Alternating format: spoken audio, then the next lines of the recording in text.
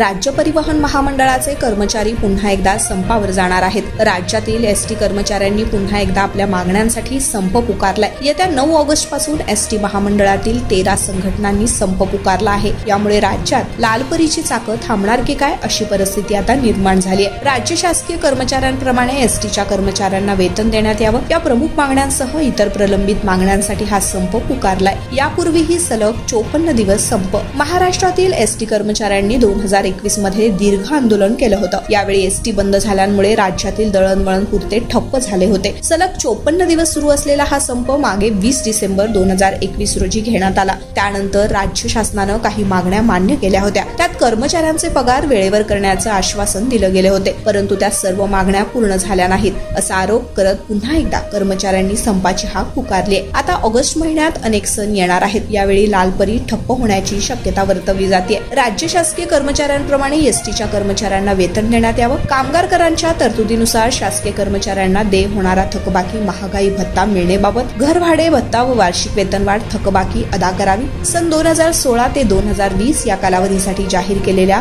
रुपये 4,849 कोटी मधील शिल्लक रक्कम वाटप करावी। सर्वच कामगारांच्या मूळ वेतनात सरसकट 5,000 रुपयांची वाढ करावी। एसटी महामंडळ तोट्यात आहे। महामंडळाला कोरोना काळानंतर सन 2020 ते 21 मध्ये तोटा 6,000 कोटी रुपयांवर गेला होता। यानंतर तोटा तो कमी झालेला नाही। हा तोटा 9,000 कोटी रुपयांवर आता गेलाय। एसटीच्या उत्पन्नापेक्षा खर्च अधिक आहे। तसेच एसटी कर्मचाऱ्यांच्या वेतनासाठी परिवहन महामंडळाला राज्य सरकारवरती अवलंबून राहावे लागते।